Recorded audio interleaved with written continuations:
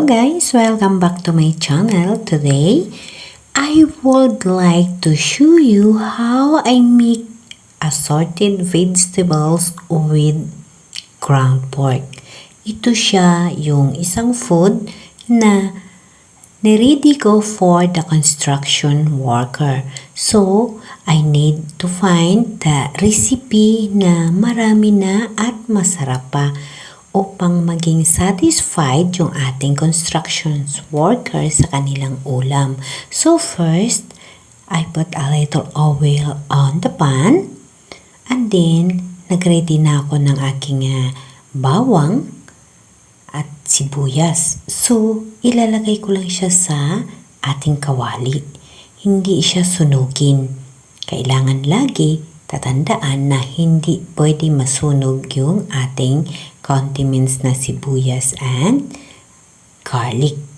So, after na malagay ko yung ating condiments, ilalagay natin yung meat, yung ating ground meat natin.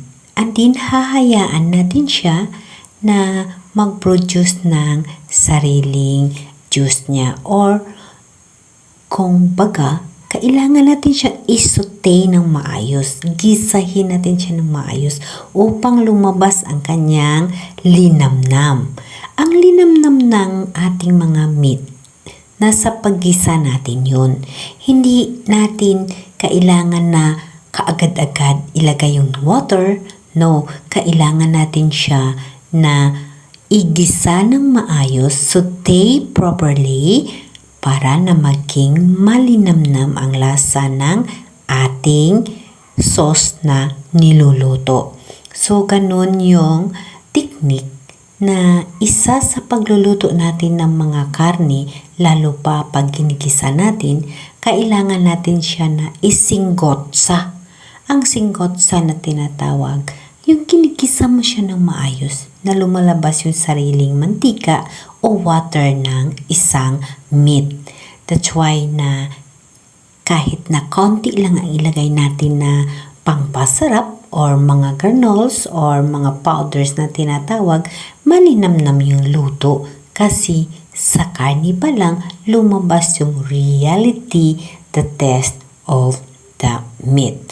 So, ito nasinggot sana natin ng maayos, saka natin lagyan ng ibang condiments natin like fish sauce. Kailangan natin isunod yung fish sauce para mag-absorb sa texture ng isang meat, yung lasa at alat niya. That's why na pagkagat natin ng isang meat sa niluluto natin, masarap ang lasa. Mayroon na siyang lasa. It because fish sauce, yung salty taste niya nag-absorb sa texture ng ating meat.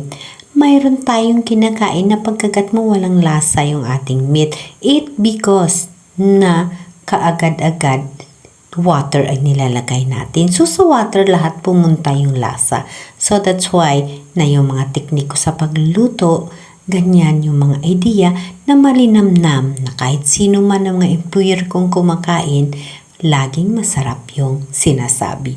So, after that, kailangan natin takipan para lumabas lalo o mag-produce yan ng sariling lasa at mag-absorb yung fish sauce doon sa meat natin bago natin ilagay yung assorted vegetables natin. So, atin na siya i-mix. Hukayin natin siya. I-mix lang ng maayos. And then, atin siya na i-estimate na hindi siya ma-overcook. Always remember na don't overcook the vegetables kung tayo ang magluto. Especially in this kind of vegetables, no need to overcook. Okay? So, after that, na mahalo-halo na natin siya, kailangan natin siyang lagyan ng water para yun ang magluto sa ating vegetables. So, the water, you make to estimate it because this is the open measurement. So, you need to estimate the water and then just enough to cook the vegetables, and then yung tamang-tama sa kailangan mo kung ilan ang kakain, kailangan mayroon siyang sauce. So, yan ang mga teknik sa pagluluto pag marami yung ating pinapakain. Especially, construction worker. So, need nila na mayroong sauce na konti. Okay? So, after natin malagyan ng ating water, yung tamang water, takipan natin siya upang maluto at lumambot yung gulay sa tamang lasa. Kanan. Ayan, pag kumukulo na siya, saka natin lagyan ng ating pangpasarap kung mayroon tayo. So, ang pag-mix naman ng ating vegetables, kailangan dahan-dahan, lalo pa pag mayroong pumpkin. So, need to careful to mix it dahil magiging lugaw ang gulay mo pag ma-overmix ang ating pumpkin. Okay? So, yung pang fix test ko dito ay yung pork cubes. So, dahil marami ito, maglagay ako ng 2 piraso na pork cubes. Ito yung aking pangpalasa dito. Pork cubes lang ang gagamitin natin dahil ground pork ang ating meat na ginamit. But, you know guys, sometimes gumagamit ako ng chicken kasi mas nasarapan ako sa chicken lalo pa sa may gulay na may coconut milk. But this time, gagamit ako ng pork cubes. So, 2 piraso lang ang nilagay natin. After that, takipan natin siya para mag-penetrate yung pork cubes doon sa mga gulay at yung lasa niya is tamang-tama ang dating sa atin. After natin na ma-fix na sa pork cubes yung ating gulay at makita natin na tama na rin yung luto, remember always don't overcook. So, ganito yung pagkagawa ng gulay na hindi siya ma-overcook.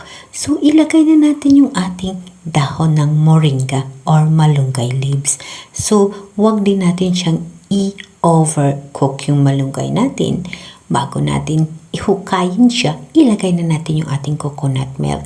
Kahit kunti lang ang coconut milk mo, if luto na lahat ang gulay bago mo siya ilagay, super yummy, super sarap. So, dahan-dahanin mo na pag-mix para hindi magiging lugaw or magiging overcook yung mga gulay natin.